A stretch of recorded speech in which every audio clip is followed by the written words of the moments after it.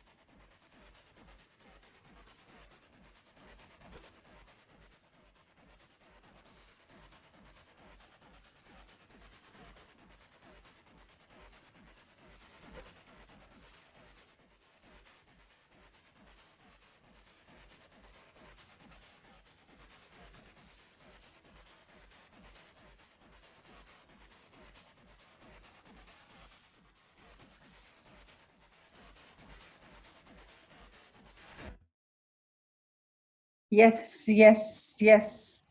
How wonderful. Once more, let's think about the dreams.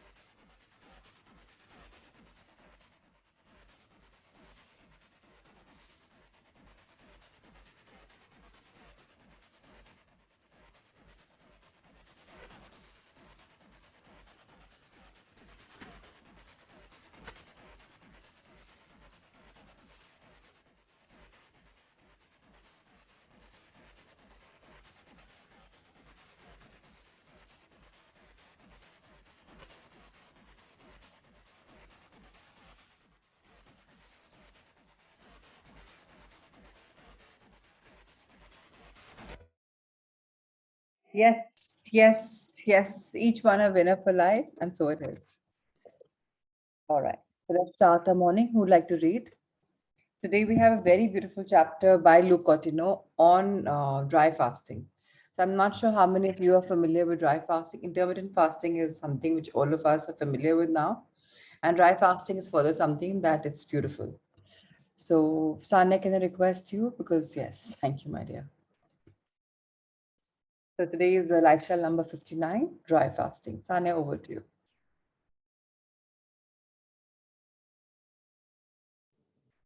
Good morning. Good morning. I'm out of breath now, actually. Yeah, that's fine. Should I read it? Let me read No, from the first slide. it's okay, I'll manage. Okay. Dry fasting. Dry fasting means the intentional abstinence from all food and water for a particular time frame, which could be for 12, 16, 24, or even up to 36 hours, depending on an individual's comfort level. It is one of the most superior forms of fasting and cleansing. It's a level above intermittent fasting in terms of benefit. In fact, 3 days of intermittent fasting is considered to be the equivalent to 1 day of dry fasting. This means that the healing and detoxification process is much quicker in dry fasting as compared to intermittent fasting. During dry fasting, it's normal to lose weight, but one shouldn't use it as a tool to drop weight. It should be used as a discipline that helps boost immunity, heals diseases and infections, and improves overall health. There are innumerable health benefits of dry fasting, and while intermittent fasting may bring about the same results, these are even more pronounced in the case of the former. Some benefits of dry fasting are detoxification. During dry fasting, your body switches its detoxification pathways and becomes a waste burning machine. The cells behave as powerful incinerators, and toxins are burned inside each and every cell. This way, your body gets rid of the sickest cells and cellular waste. So while Tanya is reading, just understand one thing, dry fasting is extremely important, but if you're feeling thirsty, that means the body is asking for water. So I always say, please listen to your body. Of course, Luke will tell us something better. What's going to happen in dry fasting is our body is going to be healing. Why do we say it's healing when it's not intermittent fasting? So while you're intermittent fasting, the body has nothing to eat. So it's digesting the old stuff which is there in our body. Now, this old stuff could really take 3 days, 4 days, depending upon what we have put in the body. So they say anaj takes about 18 hours to be digested. That's why they say that one meal a day of anaj is more than enough. They say vegetables take about 6 hours to be digested, fruits and vegetables, and juices of vegetables take about 2-3 hours of digestion. So the food is all the time in our body, in our system, and it's being digested. Intermittent fasting would mean at least digestion of that, assimilation of that. But in dry fasting, the body doesn't even have water to digest. So the healing is much, much, much faster. And you'll realize the detoxification is much, much more quicker. This time you will have much more plaque on your teeth. Of course, temporary plaque. You'll have much more white element on your tongues. You'll have much more white milky substance in your eyes. You will have a little more fouler breath. You will have a little more, you'll be able to grab much more easily. But please do not use dry fasting as a tool to drop weight, because if you do that, the entire intention is different. So it's beautiful. It's amazing. I've done it, and it's really, really it's firstly, the detox is so beautiful that our body has so much toxins, and those are just leaving our body so beautifully, so amazingly, and our immunity level increases. So if you have to really you'll fall much lesser, you'll be sick much lesser. Anyway, she will read about all the points, and then we will sum it up again. So I think I'm very, very fond of water fasting, dry fasting, and intermittent fasting. They've helped me personally a lot whenever I have been sick or unwell, and they most definitely increase the immunity. But we must listen to our body as well. Now let's talk about number two, increased immunity. Yes, ma'am.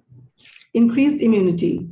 The logic behind the healing power of dry fasting is that since our bodies do not receive food and water, the load of the digestive system reduces dramatically. Hence, most of the energy is directed towards regeneration, including of the immune system. Therefore, the immune system can operate with greater efficiency because of all the saved energy, reducing inflammation and infections. Pathological bacteria and microbes love wet surfaces. Thus, inflammation often occurs in the presence of water. Where there is no water, there is no inflammation. A wet environment is ideal for the proliferation of pathological bacteria, viruses, and worms. Since dry fasting means going without food and water, a marked improvement is seen in the inflammatory markers such as the CRP, C-reactive protein, and ESR, erythrocyte sedimentation rates. Inflammatory gut issues also improve as dry fasting cleanses the GI, gastrointestinal tract, and renews its mucosal lining. As an extended and recurrent episode of dry fasting has been known to help people battle yeast and bacterial infections, such as those caused by Candida albicans, vaginal infections, UTIs, and parasitic infections. It is a fantastic and natural way to cure common cold if practiced immediately after the first symptoms emerge. So again, if you remember, have you seen this fungus in your house, or this dampness in your house, and those kind of puppety comes on the walls? Why does it happen? Because of sogginess, because it picks up something from the moisture, and that is when it starts rotting in the house, walls, or you see basements, you find all that smell there. It's because of the wetness. Now, if your body has no wetness per se at all, you're dry fasting, what's going to happen? Obviously you will be healed. There will be no more yeast, there will be no more bacterial infection, and whatever you have also will start to fade. So let's understand, this is very, very, very important for all of us to, if we are especially sick, we or somebody in the family, and if they can go for dry fasting, nothing like it. And it's going to be absolutely amazing. Even a small little cold, if you have, please don't even have the desi stuff, don't even have the Videshi stuff, nothing. Just try and see dry fasting, and you'll be healed so fast. The fourth is very, very important. I mean, it's usually everything is important. Healing cancer, tumors, and cysts. This is when dry fasting came in my life, and it's absolutely miraculous. So let's read it. During dry fasting, the body can go into a state called autophagy, which is when the body tries to sacrifice its sickest cells. Only the healthiest of all cells survive extreme conditions, while cysts, tumors, fibroids, ganglions, and other unhealthy cells undergo a process called autolysis. This is of great value in certain healing cancers and benign tumors. Fasting also reduces the enzyme pKa, protein kinase, which increases tumor and cancer growth. Maintaining hormonal balance.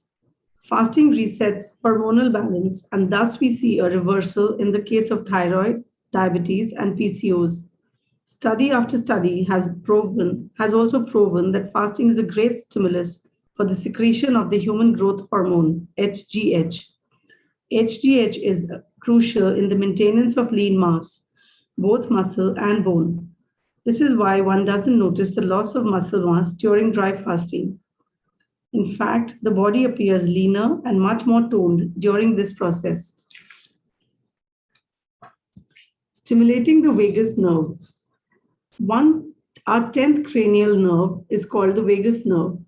It is one of the longest parasympathetic state of rest and digest nerves that travels from the brainstem and splits into numerous branches linking the esophagus, voice box, ears, lungs, heart, kidneys, and abdomen, thereby connecting the mind with the body as a whole.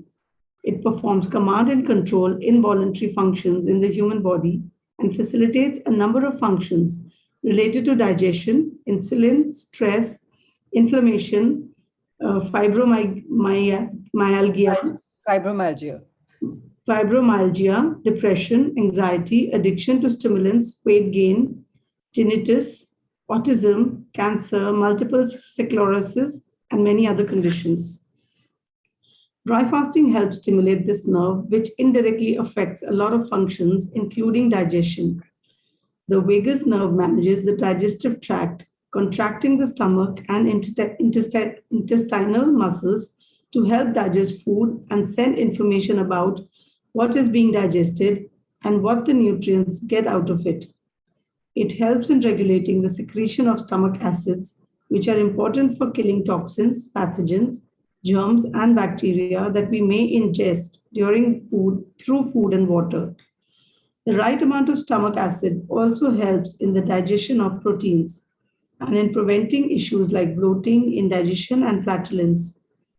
And the right kind of digestion and absorption of nutrients has everything to do with weight loss.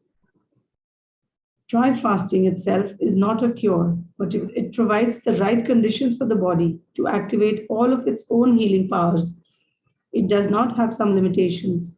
In case of cancer, mental illness, kidney and liver diseases, certain cases of diabetes, and serious cardiovascular conditions, it is advised to dry fast only under strict medical supervision.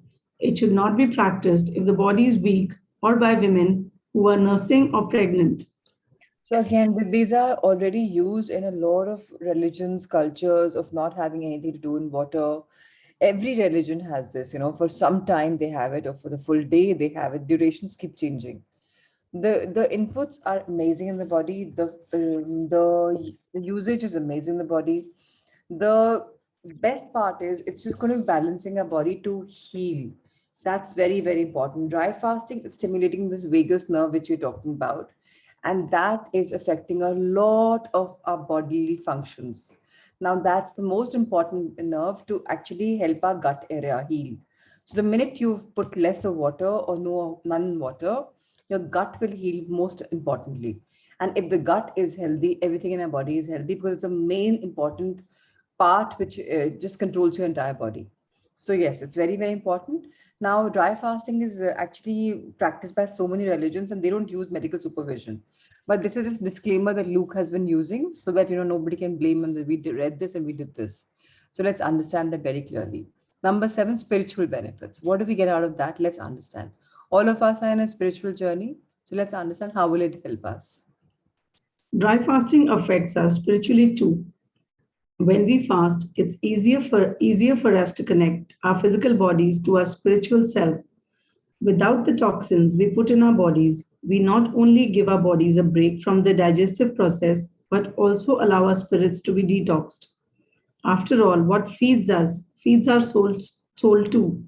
It's common for fasters to experience a deeper spiritual connection and prolonged meditation practice without getting restless. Since our thoughts during a fast aren't so consumed by what we are going to eat next, we have more energy to devote to spirituality. Dry fasting also cleanses our chakras, unblocks energy channels, and heightens awareness and brain activity. It's a great way to flush out all negative emotions and thoughts. So I recently experienced this when I did that 8-day water fast. In that, I had 1.5 day of dry fasting. And that time I realized that my meditation is so much more deeper, so much more intense, so much more beautiful because the body has no toxins.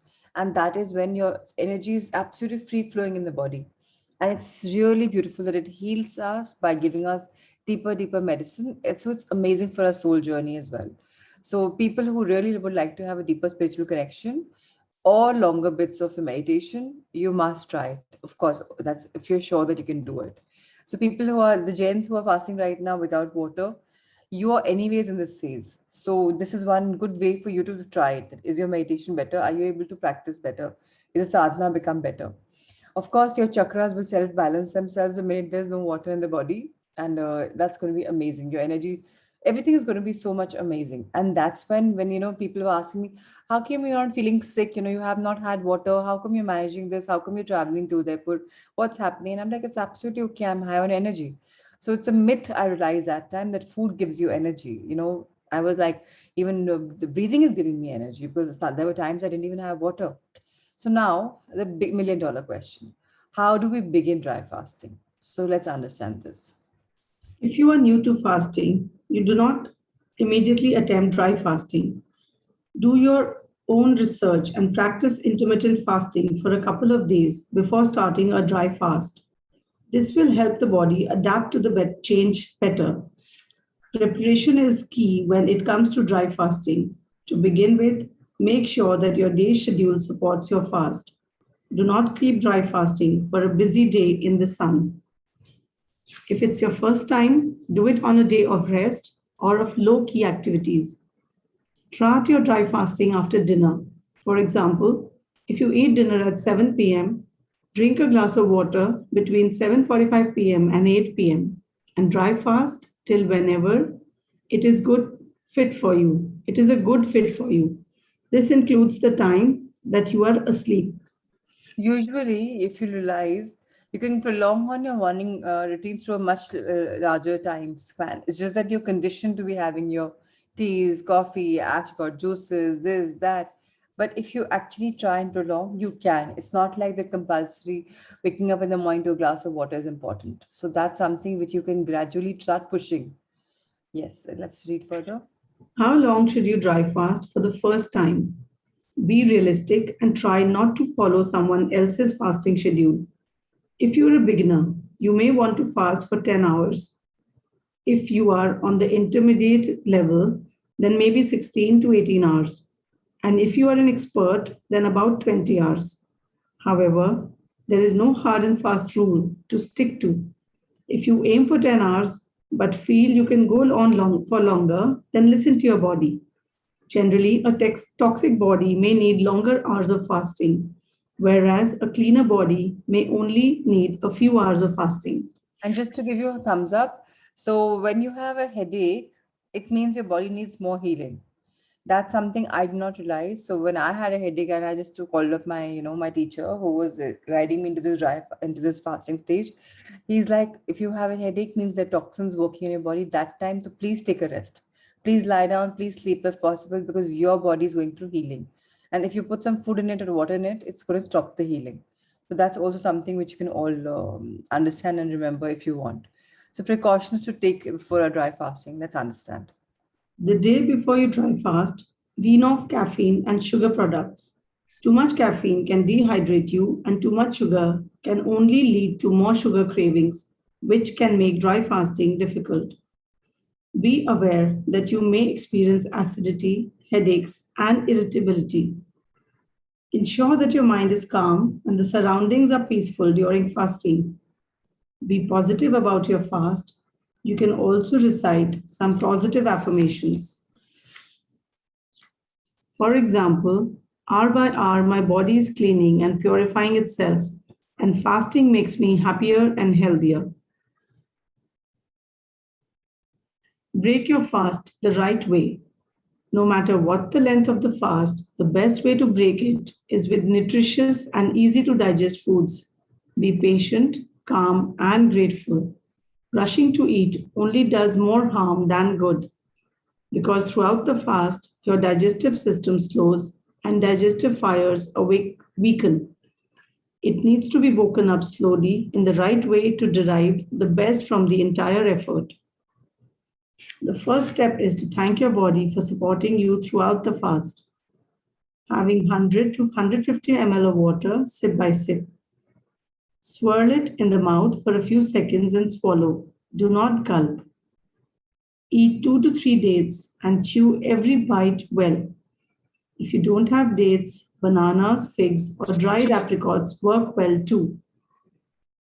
Many people do not feel hungry while breaking the fast. That's fine. Respect your body's signals as it is still in detoxification mode. After an hour or so, eat fresh cut fruits. Eat fresh cut fruits with nuts and seeds, buttermilk, lemon water, coconut water, kokum juice, jeera water, and barley water. Avoid fruit juice. Pardon? It is or barley water. It's not Or mandatory to have barley water, but yeah, you can have barley water. Avoid fruit juice and opt for whole fruits instead. This can be followed by simple and small home-cooked meals such as khichdi, soup, or a traditional balanced diet after an hour or so. Avoid overeating in any case. When breaking a fast, begin with small frequent meals, progressing gradually towards larger meals with more time in between them until you reach a normal routine. Work up to 3 meals and 1 to 2 snacks. Avoid any tea or coffee while breaking the fast. Instead, opt for lemon water with jaggery, raw honey, and a pinch of pink Himalayan salt. So this water which we're talking about in the last, it's very, very beneficial. So please understand, if you're having lemon water or you're having, if you like little meetha, then of course jaggery you can add, or raw honey you can add. But this pinch of pink Himalayan salt really, really helps us because we need that minerals in our body. So it's nice to add that bit, not the white salt, but the pink one. Now, how to counter thirst? Very important to know. How to counter thirst. When you begin to dry fast, it's common to feel hungry or thirsty because we are habituated that way. For most things will usually get difficult at breakfast time because the need to eat or drink comes out of habit. Avoid this urge by either deep breathing or keeping yourself busy in tasks. Deep breathing is a great way to counteract thirst and cravings. Please note, make an informed decision with your doctor if you have a serious medical issue and are on medication that needs to be taken at a particular hour. For patients dealing with low blood pressure or high sugar levels, it's important to do it under observation of a family member or a caretaker. Be careful not to fast too frequently. Allow your body sufficient time to rebuild nutritional reserves. We have enough information about how we can get into dry fasting, first intermittent fasting, then dry fasting, how to counter thirst, and how to break the fast in the right way. So please remember, do not ever break your fast with a full-on meal. You must sip water, sip by sip, and not just gulp it down. Very important. In fact, that's some thumb rule for even normal water drinking. And you must eat some kind of dry fruits figs, bananas, sorry, dates or whatever, because it's very important for the body, the little fire to start digesting. So bananas is great if you're having in a fruit, and otherwise no other fruit because they are much heavier. But dates are amazing, apricots are amazing, and then slowly after now we introduce other foods. This is a beautiful book by Luke Cotino, which is called, I think, The Dry Fasting Miracle. So it's a very thin book, but it has more details. If anybody's interested, one can read that book as well. Yes, thank you so much, Rahul sir, for showcasing the book, and thank you, Sania, for reading. We'll now move on to the power of now. Any questions about this? So, Nisha says in Jain Chau Vihar Upvyas. Okay, you call it that. In our fast in Ramadan, we have tradition breaking it with dates too. Yeah, so these are pretty many religions are based on what the body actually needs. It's not only in Muslims or Hindus or Sikhs. Fasting is a common culture in so many religions and culture and society. Okay, today we are on the last leg of the power of now. It's chapter number 10, the meaning of surrender. So all of us have been discussing that we can manifest, we can live in the power of now, we can feel happy by feeling peace and by accepting what it is, and then affirming and trying to changing it and manifesting again and yet surrendering. But now what is the true meaning of surrender is something that we'll be talking about in a couple of days to come. First thing is, we must accept the now, which we've talked about in the last chapter and the prior chapters as well. Acceptance of the now. So the question is, you mentioned surrender a few times. I don't like that idea. It sounds somewhat fatalistic. If we always accept the way things are, we're not going to make any effort to improve them. It seems to me what progress is all about, both in our personal lives and collectively, is not to accept the limitations of the present, but to strive to go beyond them and creating something better. If we hadn't done this, we would still be living in caves. How do you reconcile surrender with changing things and getting things done? Such a relevant question for all of us that if you keep surrendering, where is the question of improving, right? So, Kila, Eckhart's answer something Sania will read for all of us. To some people, surrender may have negative connotations, implying defeat, giving up, failing to rise to the challenges of life, becoming lethargic, and so on. True surrender, however, is something entirely different. It does not mean to passively put up with whatever situation you find yourself in and to do nothing about it. Nor does it mean to cease making plans or initiating positive action. Surrender is the simple but profound wisdom of yielding to rather than opposing the flow of life. The only place where you can get when you can experience the flow of life is the now. So to surrender is to accept the present moment unconditionally and without reservation. It is to relinquish inner resistance to what is. Inner resistance is to say no to what is through mental judgment and emotional negativity.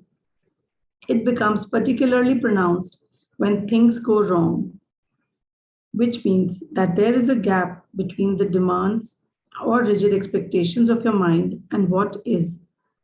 That is the pain gap. Let's understand that surrender does not, an acceptance of what we have right now does not mean अरे ये तो ऐसे ही है आगे कुछ better नहीं हो सकता. That is not surrender. That is not acceptance. That is like resigning yourself. Oh my God, this is my karma, or this is my future, or this is my kismet. Now that is negative. It's coming out from negative feeling zone. What is true surrender? It's absolutely different. It's in fact absolutely more positive and magical. It means that whatever situation you and I'm in, we just accept it as it is right now without anything about, like trusting the process of life. That's it. It does not mean that and it doesn't mean that you will not be manifesting. It does not mean that you will not be making plans and thinking better. That is something which is part of this as well. You do want a life which is better, yet you say, yet I trust the process of life and I surrender. Because I know whatever will happen for my highest best or for the highest best of others.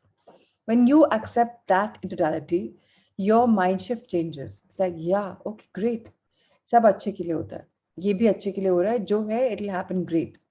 very important for us to realize this beautiful feeling. And that feeling should come from within.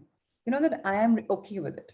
And I know I do want something better, but I absolutely am okay with it. We trust the process of life. When we say that, we're giving ourselves a lot of value, a lot of importance, and a lot of regard that, okay, this is what you thought, but this is what has come, and let's understand it. Now, the next step we're going to talk about is the pain gap. What is the pain gap? So when things go wrong, you don't want that to happen, right? Nobody can even accept, oh, I wanted this, but this went wrong. Then that gap which is there in the way that you have the demand and supply is there, right? So I require this. This is what I really need, but I haven't got it. So what is that? You're going through a process which is called a pain gap. So let's read this about this further. If you have lived long enough, you will know that things go wrong quite often. It is precisely at those times that surrender needs to be practiced if you want to eliminate pain and sorrow from your life. Acceptance of what is immediately frees you from mind identification and thus reconnects you with being. Resistance is the mind. Surrender is a purely inner phenomenon. It does not mean that on the outer level you cannot take action and change the situation. In fact, it is not the overall situation that you need to accept when you surrender, but just the tiny segment called the now. Most important thing to understand about this is this catch. Right now, I've surrendered. I have accepted it right now. Jo bhi hai, theek hai, this moment is something, and that is absolutely pure. You're just letting go this particular moment. And that means that, on the outer level, you can take action, you can change the situation. But right now, I'm in a surrender mode. When things aren't going right the way you want, or you're seeing they're going wrong the way you don't want, acceptance that time will free you and me of any kind of attachment. And that attachment will help us free even from resistance. So ये जो हो रहा है आप resist कर रहे हो कि नहीं मेरे को तो ये नहीं चाहिए. जितना हम बोलेंगे मुझे ये नहीं चाहिए उतना ही वो होगा. So then what do? We just accept, we surrender. Now the example is coming our way and that will make us more clearer. For example, if you were stuck in the mud somewhere, you wouldn't say, okay, I resign myself to being stuck in the mud. Resignation is not surrender. You don't need to accept an undesirable or unpleasant life situation, nor do you need to deceive yourself and say that there is nothing wrong with being stuck in the mud. No, you recognize fully that you want to get out of it. You then narrow your attention down to the present moment without mentally labeling it in any way. This means that there is no judgment of the now. Therefore, there is no resistance, no emotional negativity. You accept the isness of the moment, then you take action and do all that you can to get out of the mud. Such action I call positive action. It is far more effective than negative action, which arises out of anger, despair, or frustration. Until you achieve the desired result, you continue to practice surrender by refraining from labeling the now. Let me give you a visual analogy to illustrate the point one I'm making. You are walking along a path at night, surrounded by a thick fog. But you have a powerful flashlight that cuts through the fog and creates a narrow, clear space in front of you. The fog is your life situation, which includes past and future. The flashlight is your conscious presence. The clear space is the now. It's very important for us to understand that we can't resign ourselves, we can't feel bad, we can't feel pity, we can't feel all of that. That is not surrender. That's that resignation, that feeling of is not surrender. But what do we do? When we are stuck in a situation like this and we don't know where to go, we accepted that moment momentarily, and then we say, okay, this is how it's going to be.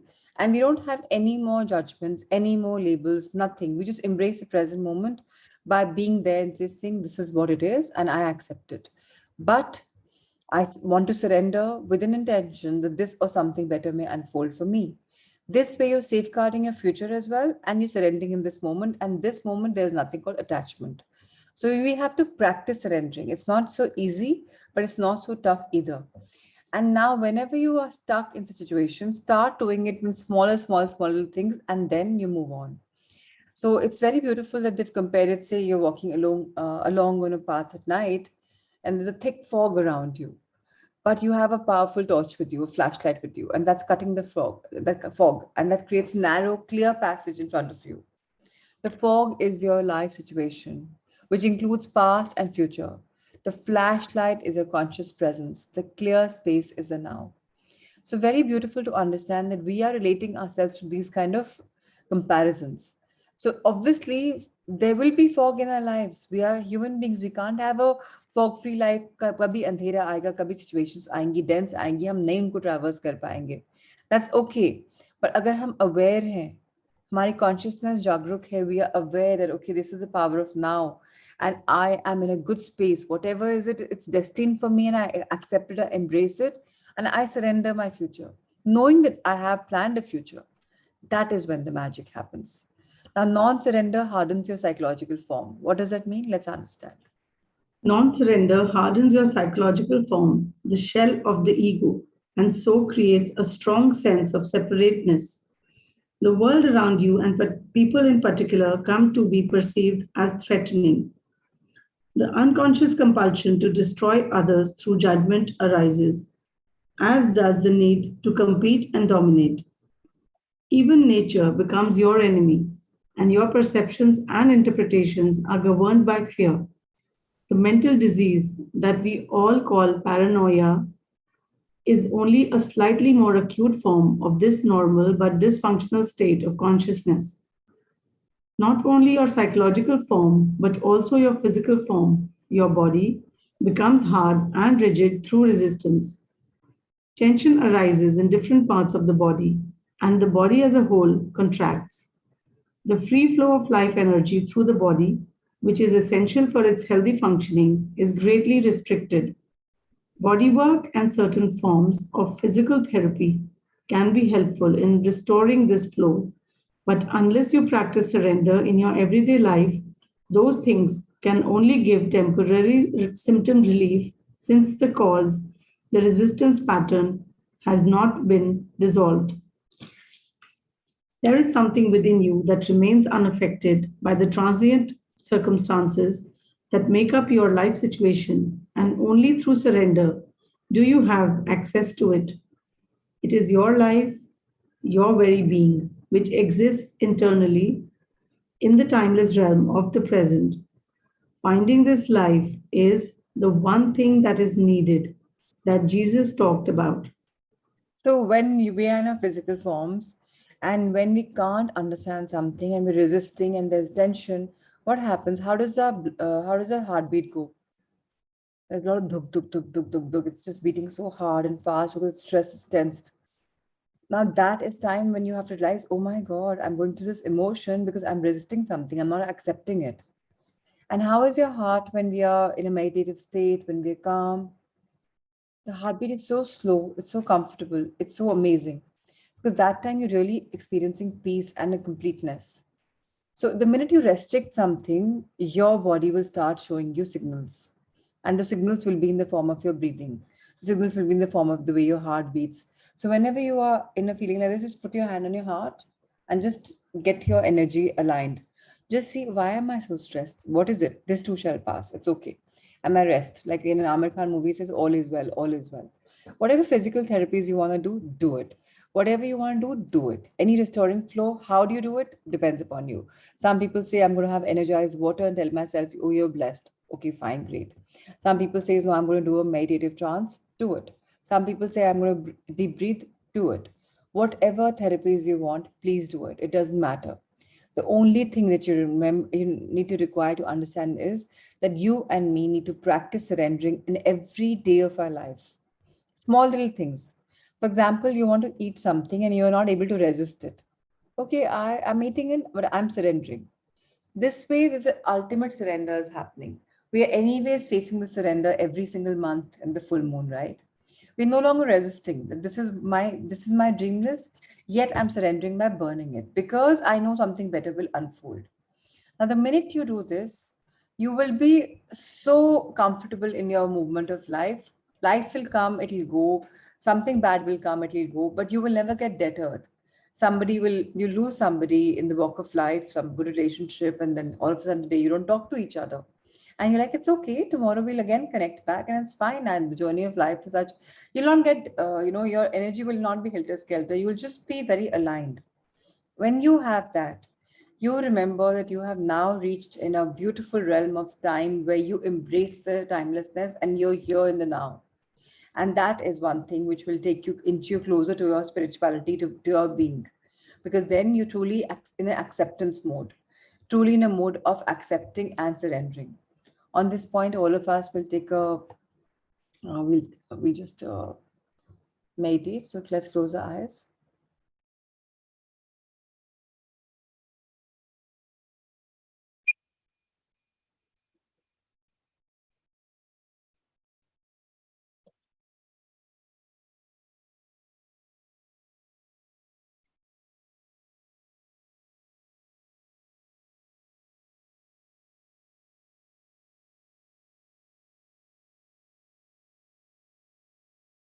In the power of now, and embrace everything as is, good or bad. There was a reason why it came from my side and from the other person's side, or from my side in my situation, or the other person who created the situation, or any circumstances, any events. Yet I embrace it all by accepting it. It is also a part of life, a process of life. And I surrender whatever doubts I had, whatever shortcomings I have, whatever is not required. I surrender those emotions in the now, knowing something better will come out of this. And so it is. How wonderful. Amazing. Yes, Anya, let's continue our journey. If you find your life situation unsatisfactory or even intolerable, it is only by surrendering first that you can break the unconscious resistance pattern that perpetuates that situation. Surrender is perfectly compatible with taking action, initiating change, or achieving goals. But in the surrendered state, a totally different energy, a different quality flows into your doing. Surrender reconnects you with the source energy of being.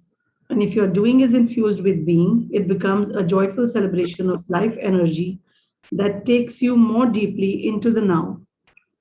Through non resistance, the quality of your consciousness and therefore the quality of whatever you are doing or creating is enhanced immeasurably.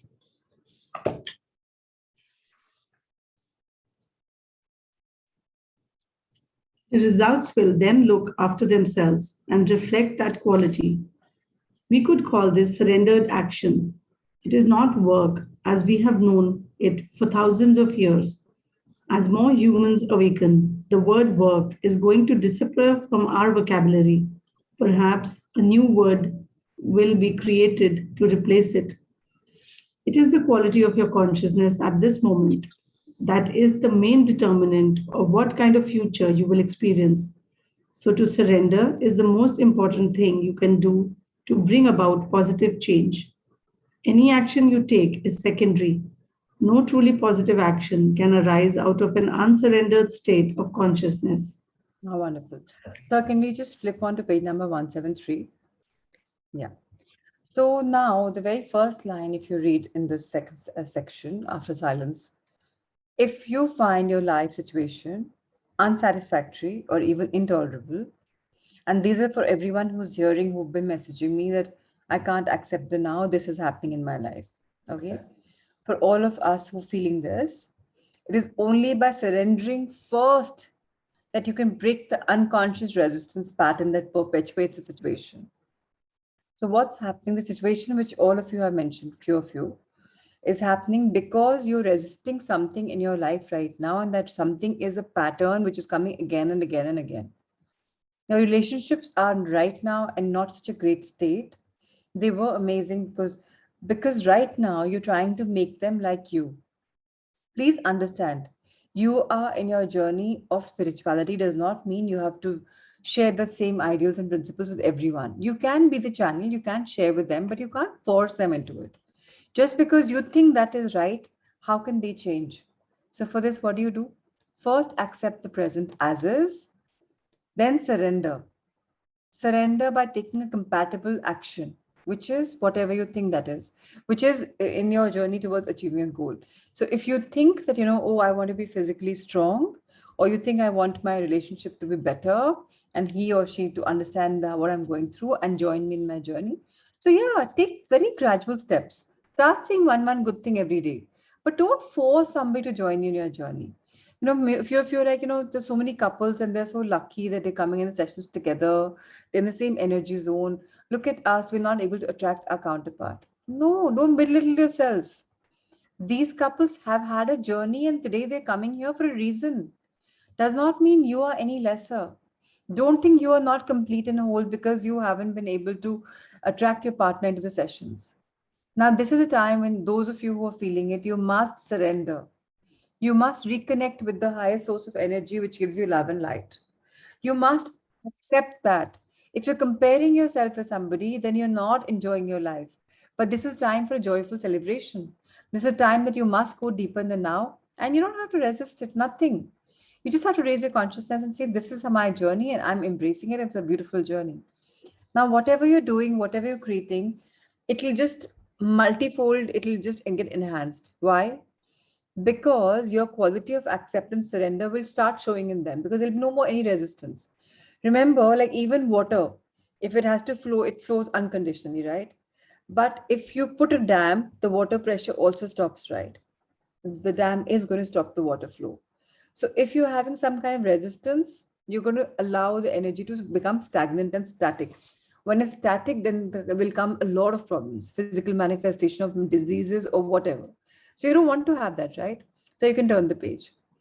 So all of us have to realize that we have to follow the surrendered action. Whatever's happening right now, it's not my favor, but I surrender it. And that is a time when we will just be realizing that, when we trust the process of life and we surrender, we humans are going to get enlightened. We humans are embracing towards awakening. We humans are going towards a thing in life where it's irreplaceable, the joy of living. And when our consciousness is raised, unknowingly you become the catalyst in raising somebody else's consciousness around you. And imagine how wonderful an entire Sangha and the loved ones are changing in the consciousness. And what's happening? Ultimately, we are aiding and helping Mother Earth to have her consciousness increase on the planet Earth. So please understand, every single person makes a huge difference. It's about our positive changes. It's about us taking whatever action we want, but surrendering that as well. So last line which concludes in this section is, no truly positive action can arise out of an unsurrendered state of unconsciousness, of consciousness. What does it mean? If I am conscious, but I don't know what to do, and that time when I'm conscious and I surrender, what will happen? Only positive actions. Get that very, very clear. When I raise my consciousness, I surrender. I surrender the process of life. जो निकलेगा वो बहुत अच्छा होगा, चाहे आपको realize हो चाहे नहीं realize हो. Next question which is posed is, I can see that if I am in a situation that is unpleasant or unsatisfactory, and I completely accept the moment as it is, there will be no suffering or unhappiness. I will have risen above it, but I still can't quite see where the energy or the motivation for taking actions and bringing about change would come from if there isn't a certain amount of dissatisfaction.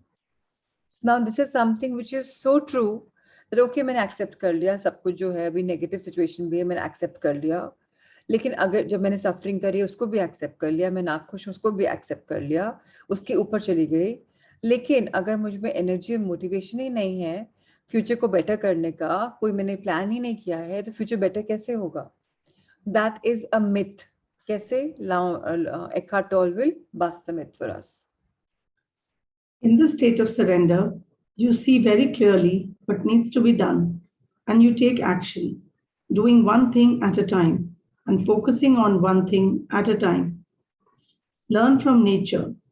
See how everything gets accomplished and how the miracle of life unfolds without dissatisfaction or unhappiness. That's why Jesus said, "Look at the lilies, how they grow. They neither toil nor spin." If your overall situation is unsatisfactory or unpleasant, separate out this instant and surrender to what is. That's the flashlight cutting through the fog. Your state of consciousness then ceases to be controlled by external conditions. You are no longer coming from reaction and resistance. Then look at the specifics of the situation. Ask yourself, is there anything I can do to change the situation, improve it, or remove myself from it? If so, you take appropriate action. Focus not on the 100 things that you will or may have to do at some future time, but on the one thing that you can do now. This doesn't mean that you should not do any planning. It may well be that planning is the one thing you can do now. But make sure you don't start to run mental movies, project yourself in the future. So lose the now. So what's happening here is very simple. I'm in a situation where something hasn't happened the way I want, and I don't have that oneness with the situation. But I have to understand the process of life. So what I'm doing is that I'm no longer resisting, I'm no longer reacting. And I have done my reactions, I've done my resistance, I've done it all. Yet I say, okay, can I do something about this right now? If the answer is no, I surrender. And when I surrender, I don't keep thinking about, "Arey, aisa kal ho jayega, arey waisa." If I'm doing that, I'm living in the future. I'm not living in the now. So the minute you're making mental movies or you're projecting yourself in the future, okay, this is what has happened, then you've lost the now. And if you've lost the now, the soil right now is so fertile, you're not being able to plant some seeds. So you're not going to resist. What will you do? You will just, let's read about it.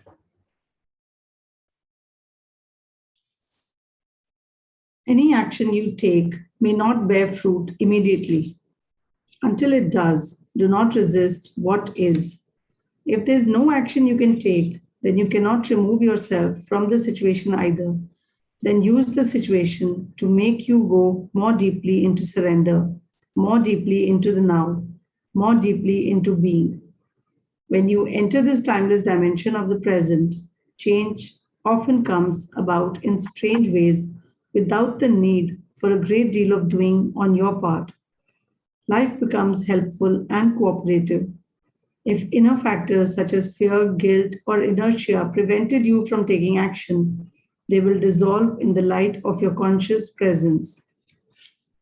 Do not confuse surrender with an attitude of, "I can't be bothered anymore," or "I just don't care anymore." If you look at it closely, you will find that such an attitude is tainted with negativity in the form of hidden resentment, and so is not surrender at all, but masked resistance. As you surrender, direct your attention inward to check if there is any trace of resistance left inside you. Be very alert when you do so.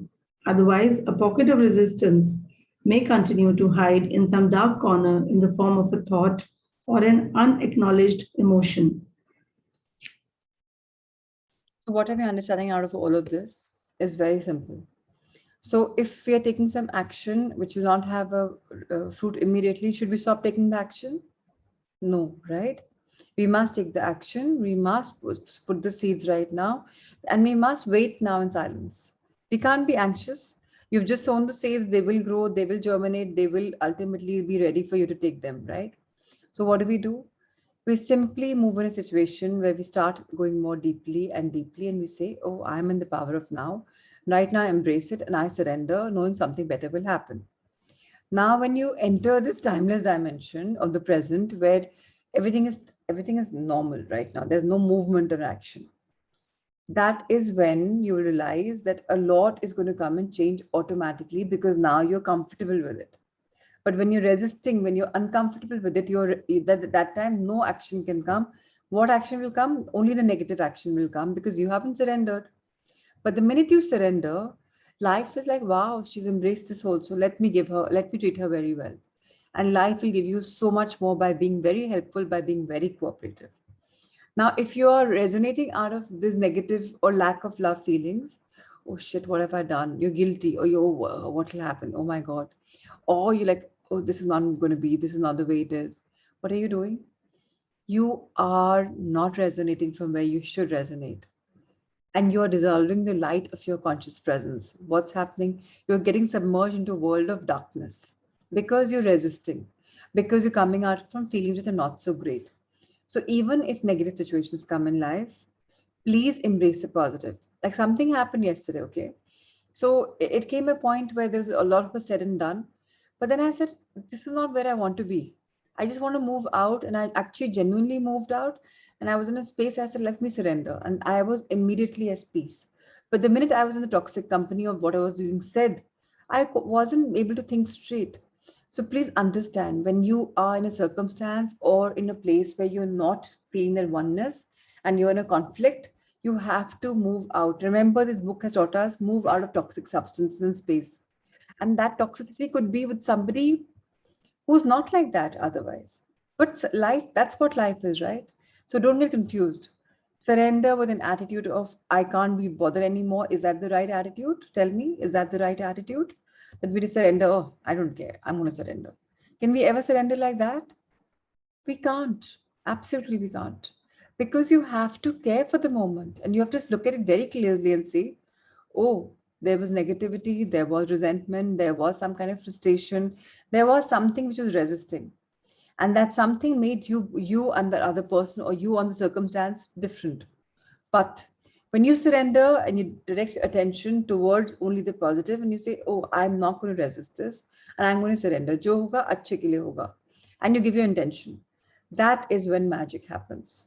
So please let's understand that let's continue to be in this journey. Let's continue to understand where are we resonating from. And today we've concluded this chapter at this note. Yes, thank you so much. Thank you, Rahul, for showcasing. Thank you, Sanya, for reading so beautifully with so much of perfect delivery. Thank you so much. And now we have the heart thought. Who would like to read it? Rigu, how are you feeling? Oh, thank you, Rigu. I was just about to say how you're feeling, and there I see the raised hand. Are you any better? I like the smile in your face this morning. How wonderful. You see, Sangha, you made you made a Rigu smile. How beautiful is that? Oh, today is about wisdom, inner wisdom. How wonderful. We were just talking about this, right? And this is where it's coming. So meditation is really just quieting yourself enough so you can get in touch with your own inner wisdom. I follow my inner wisdom. So here we are from Rigu. Yes, please. Good morning. Thank you so much, everyone, and especially you. I'm feeling much better. So I'll be reading. Come from that wonderful, caring spot of your heart. Stay centered and love who you are, and know that you really are a divine, magnificent expression of life. No matter what is going on out there, you are centered. You have a right to your feelings. You have a right to your opinions. You just are. You work on loving yourself. You work on opening your heart. You work on doing what is right for you and getting in touch with your inner voice. Your inner wisdom knows the answer for you. Sometimes it is scary to do that because the answer you get inside may be quite different than what your friends want you to do. Yet you know inwardly what is right for you. And if you follow this inner wisdom, you are at peace with your own being. Support yourself in making the right choice for yourself. When you are in a doubt, ask yourself, am I coming from the loving space of the heart? Is this decision that is loving for you? Is it right? Is this right for me now? The decision you make, so at some later point, a day, a week, or a month later, may no longer be the right choice, and then you can change it. Ask in every moment, is it right for me? And say, I love myself and I'm making the right choice. How wonderful. Thank you so much. Thank you, Rahul, for showcasing this book. So now today in our meditation, I want all of us to do an intention, a sankalp. Is there any question that you have in mind or that you want divine guidance? Today we'll go into silence, complete silence. Of course, there will be music which will guide us. So any one question, close your eyes for a minute and think of that one question that you want an answer of. And we will be guided by our higher selves today. And I will be just prodding a little bit of guidance and you will get your own answers. So just close your eyes. Think of a question which you want an answer for, any kind of question. You want divine guidance in that question.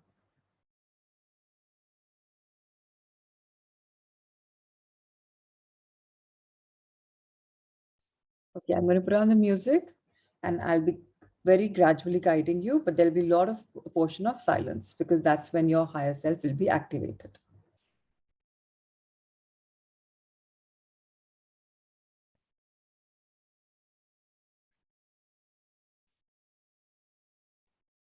We'll do our deep breathing.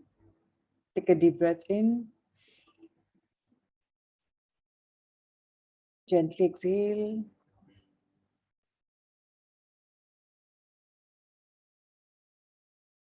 Once more, inhale.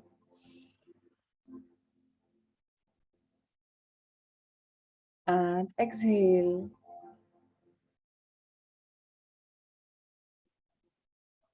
Inhale.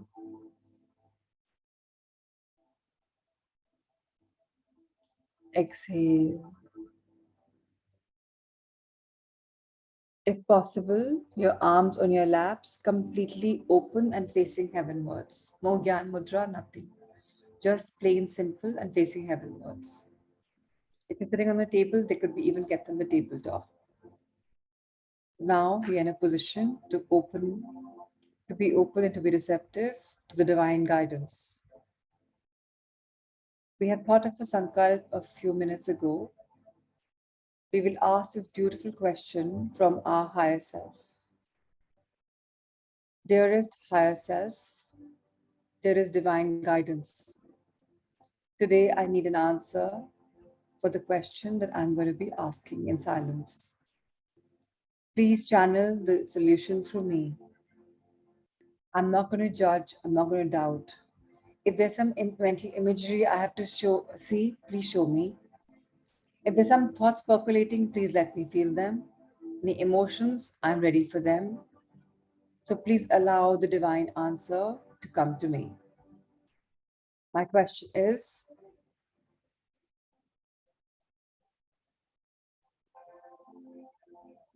I'll keep my questions simple and short. The simpler, the easier.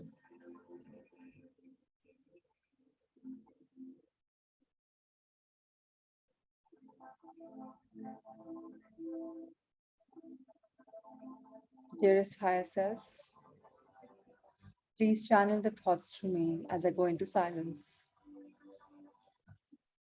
And each one of us can concentrate on our breathing or just simply be silent. If any thought comes, let them come, but don't expand them. They will come, they will go.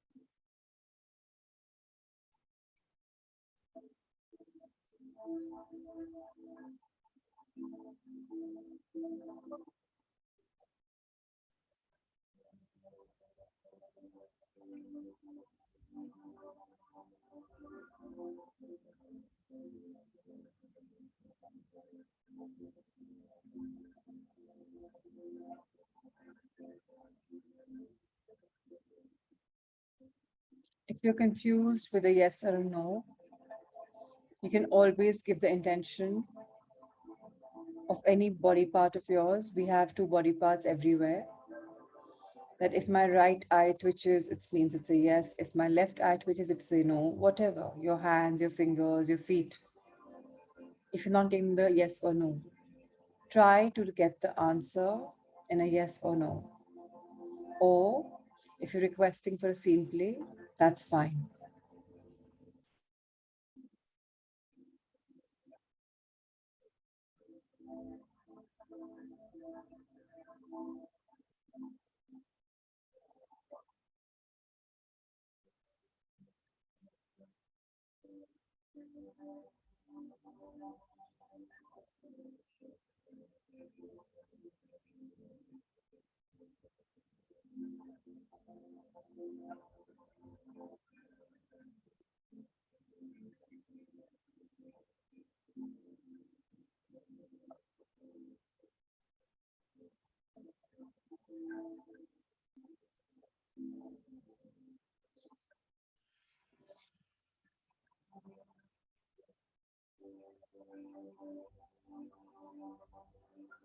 Now, whether you've got the answer or not, you've got the scene play or not, just go in complete silence and observe your breathing. Marvel in the beautiful pattern of your breathing. Breath in, the gap, breath out, the gap, and breath in. Let's just concentrate on our breathing.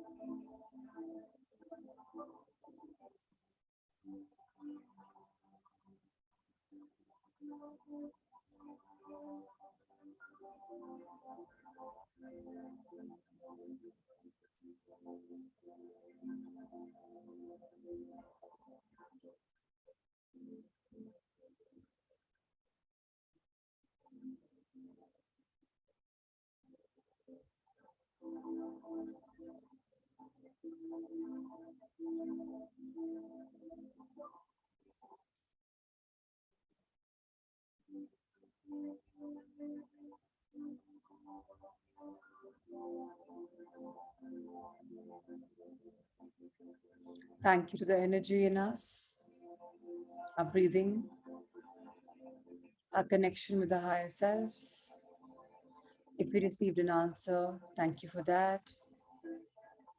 Thankful to our breathing, which helped us center, balance, and align.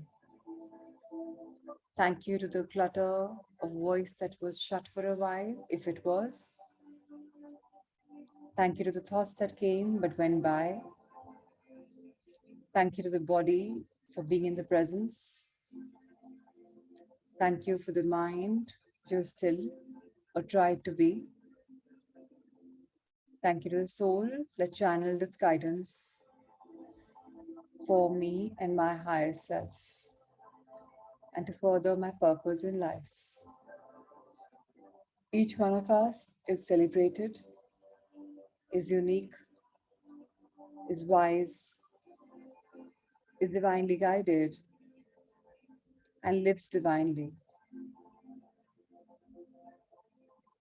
We will have some shortcomings, which we can work on ourselves through affirmations, through creative visualization. We will come across situations that we are not comfortable to be in, yet we will accept them with an idea of a better future, manifest it, and yet we surrender, knowing that we trust the process of life. And so it is. So it is. So it is. Let's invoke the energy from the source and feel the golden light entering our crown chakra. Be open and receptive to the flash of energy entering in your head and your body. This energy is flowing freely in your body. It's marking its territory in your third eye chakra,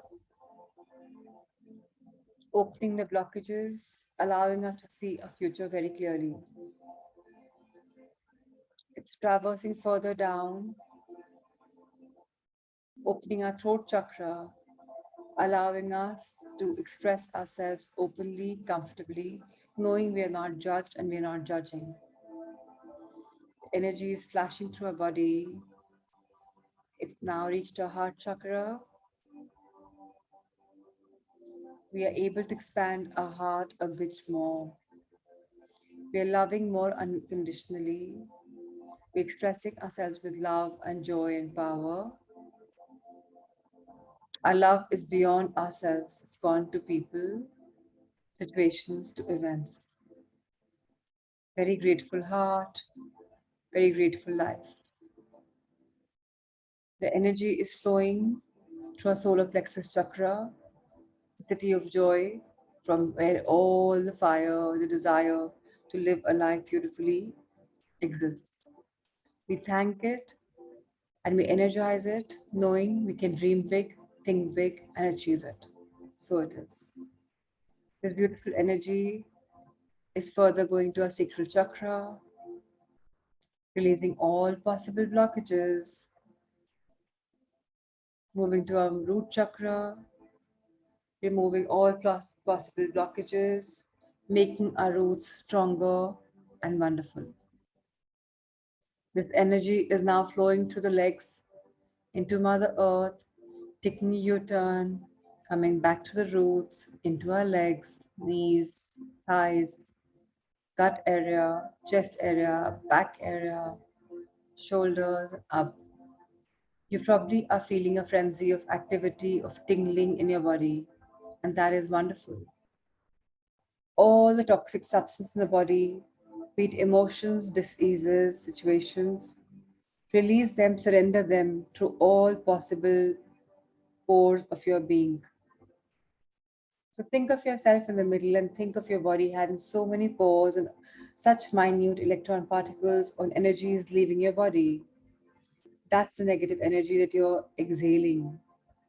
You're detoxed, whole, and complete. You can invoke more energy from Mother Earth and from the source above to allow the crisscross and mash up. Let's thank our Mother Earth by bowing our heads in gratitude. Dear Mother Earth, Grateful for your presence. Grateful for you nurturing us with so much beautiful qualities and such good virtues. Grateful to you for taking all the negativity away. Thank you, thank you, thank you. Let's look at eye level with eyes closed and thank our wonderful life, the past experiences, the present, and the future. Because life is magical, because now we accept in totality, knowing it's for the best. We trust the process of life. We manifest for the future, knowing everything is going to happen in its own course of time and beautifully. Now let's look at heavens above, open our arms, thank our universe for having our back, thank our life for having our back, thank the cosmos for including us in the Leela, thank the divinities for blessing us, showering us with the choices of blessings, thank the angels for always cueing us in the magic, thank the guardians for always ensuring we have protection layer around us. Each one of us safe, secured, and guarded. Now let's expand our angel heart. I am open and receptive to all the love and all the goodness from all universes. Wherever I go, prosperity returns. I am love. I am light. I am a channel of blessings. I am abundant. Let's hold our hands in gratitude for anything and everything from heavens to earth below.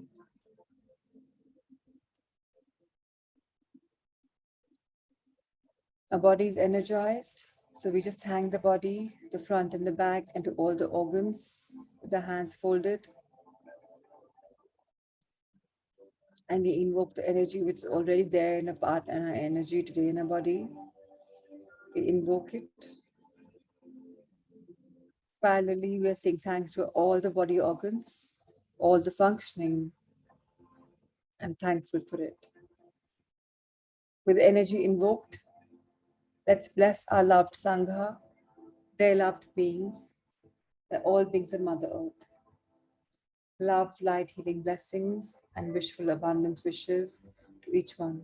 Nikita, Shelly, Sanya, Poonam, Chandra, Ravi, Nehal, Kripa, Jitendraji, Rigu, Naveen, Prashant, Rima, Mudita, Seema, Pratimaji, Shruti, Shami, Ankur, Rohiniji, Sunita, Richa, Akshay, Archana, Richa, Julia, Nisha Shah, Prachi Diwan,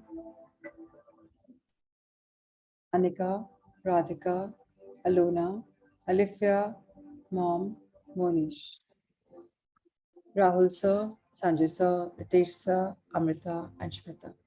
Thank you, thank you, thank you. Today Shweta is not here, but I really wish to thank her because for her a year ago on 5th September 2020, I got into coaching. I was an official trained coach, but never realized that I would be actually doing this. Today is 1 year full, and I'm really thankful to her for trusting me and allowing me the platform to train her to 500 students and their families. So it was a beautiful journey. It's been amazing and heartwarming. A big thanks to her. She's not here, but a very heartful thanks to her. And thank you everyone for logging on this Sunday Soulful Morning. May I wishing you a very, very beautiful day. And I bow down to each teacher in you. The highest in me bows down to the highest in you. May all of us be the blessings for someone today. May we be the channels of love and light and blessings. And so it is. Keep nurturing the Guru within, keep learning in life because every day, every circumstance, every person teaches us something. So if we're open and receptive, we are open for learning and teaching. So let's be the teachers and let's applaud all our teachers today, whoever has mentored us, including our parents, our grandparents, and to everyone who's walked in our life.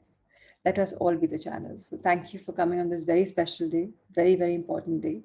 And thank you so much. So lots of love, light, and abundance to each one of you. Thank you, thank you, thank you. Anybody wants to share something? Or we can log off, whatever. If you want to share something, you can raise your hand. If not, it's absolutely okay, no pressure. Yes, Shelly. Yeah. So I want to share something, some breakthrough. Mhm.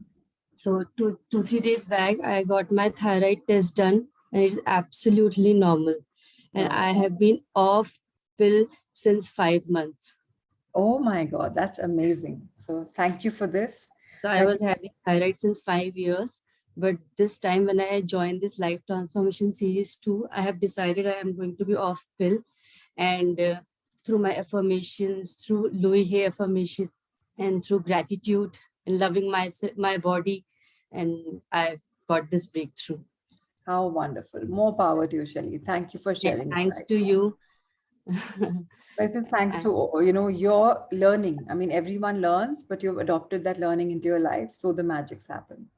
So thank you, thank you, thank you. And Right. I believe that, any disease that is not in your body, that is in your mind. If you Yes. free yourself from that disease from your mind, then the magic can happen anytime. Absolutely, absolutely. Yeah. Thank you. And another thing, thank you for giving this book, Eckhart Tolle, Power of Now. So now I am really seeing magic in me. I'm living in present now. Otherwise, whenever I'm doing something, I always in a future कि अभी इसके बाद ये करना है, अभी ये रह गया. Because having 3 kids, I always like, in a dilemma कि अभी ये नहीं हुआ. Now, whenever I'm doing something, I live in present, and I feel so bliss and so happy that time when I'm doing something and I'm living in. That's a great feeling. Oh, wonderful. More power to you. Keep growing in magic, keep doing miracles, and keep bringing a change to lots of lives, including Thank your you so children. much for making me a great mother, better wife, and a better human being. Thank you. Thank you so much. Thank you for sharing. Yes, Tanya, you had something to share.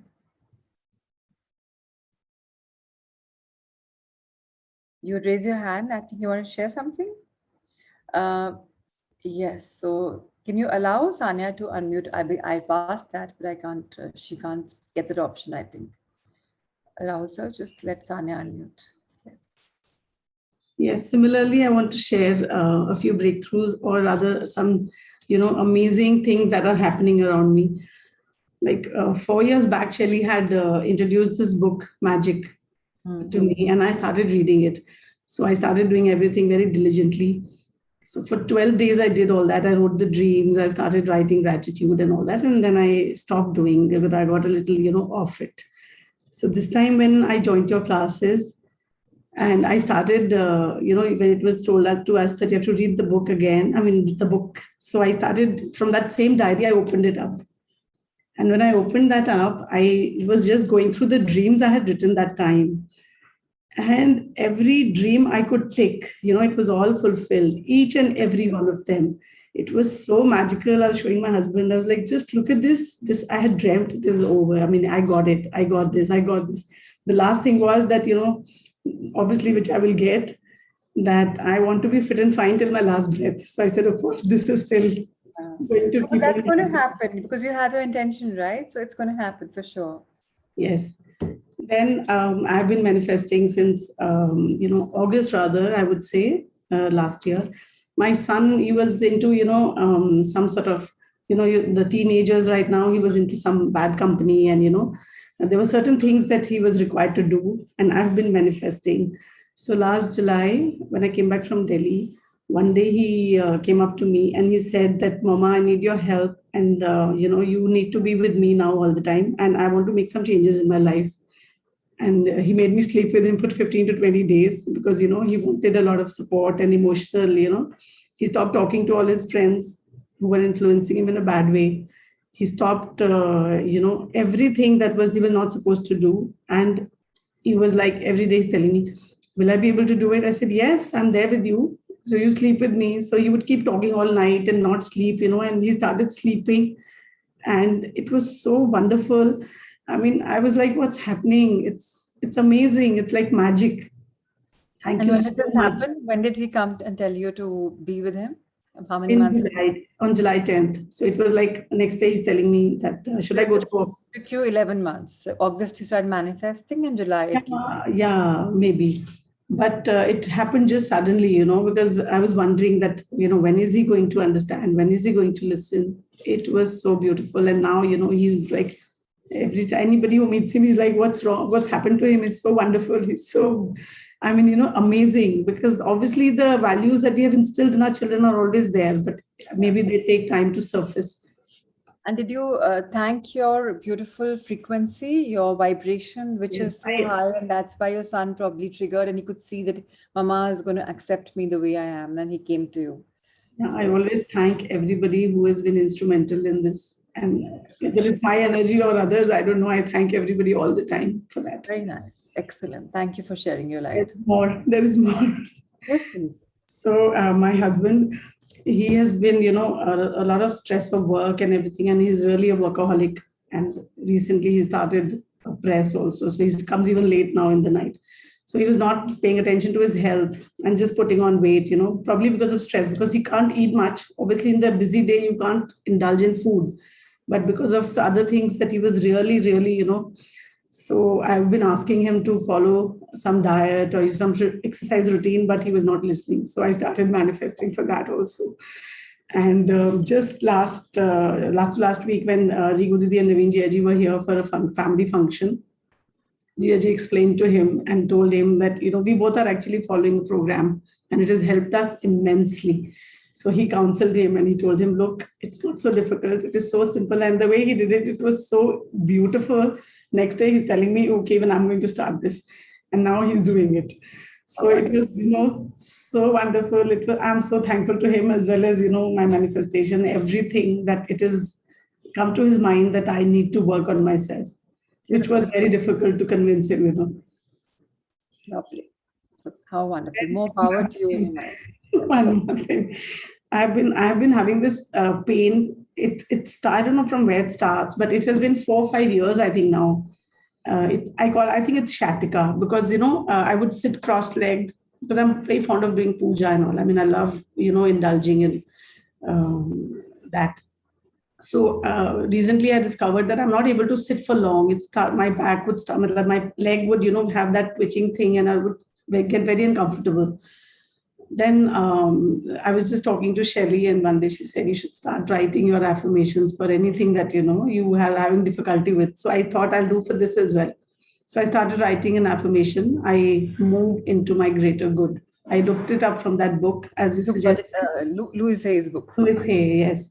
And I don't know how long it has been, maybe a month or so. And now I've been noticing since the last week that, it is in the mind that it might happen, but it's not happening. So the pain is not the way it was, troubling me. It is not making me uncomfortable while I'm sitting. Like even when I'm meditating every day, I noticed that, okay, today I didn't have to change my leg. So that means it was not there. So it is another wonderful thing that has happened due to, affirmation writing. So everything you tell us, we keep trying to implement, and it works like wonders. It's like, anything you want, you get it.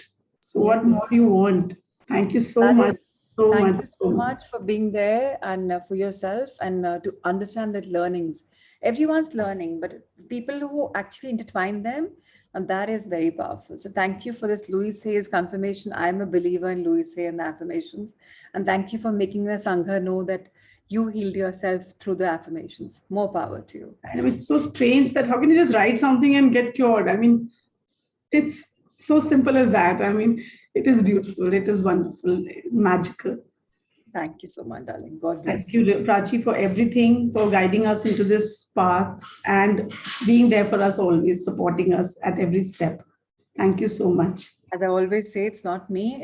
I'm just being channeled to do it. So yeah, just happy to be here amidst all of us. We all are learning and growing. So I learn a lot from you. Today on this beautiful Teachers Day, I think I've had 2-3 more lessons from all of you. So thank you for your powerful sharings. God bless you. Thank you. Thank you. Thank you so much. Thank you. So this is what makes the mornings more magical, with such powerful sharings on a beautiful, soulful Sunday. Truly the best. Thank you so much, everyone. And a lot of you, I know you keep sharing with me on a one-to-one, but not on this platform because you have some hiccups and you are not so comfortable, and that's just okay. As long as you're sharing, it's fine. So thank you, thank you, thank you. Let there be love, let there be light. Let this be a beautiful Sunday. Lots of love. Thank you so much. And thank you, Naveen, for motivating your brother-in-law to embrace a life of health. I'm sure it's been a magical wand which you've kind of swirled around. So more power to you as well. And thank you, Rigu, for healing and showing us your smiling, beautiful face this morning. So, and I really want to today tell each one of us, whenever we meditate, let's keep Mohnish also in our wishes. He's just going through a normal bout of sickness, so he'll also be fine. So let's just, lots of love, light, and healing blessings for you as well, Mohnish. Take care. Thank you so much. Thank you, everyone.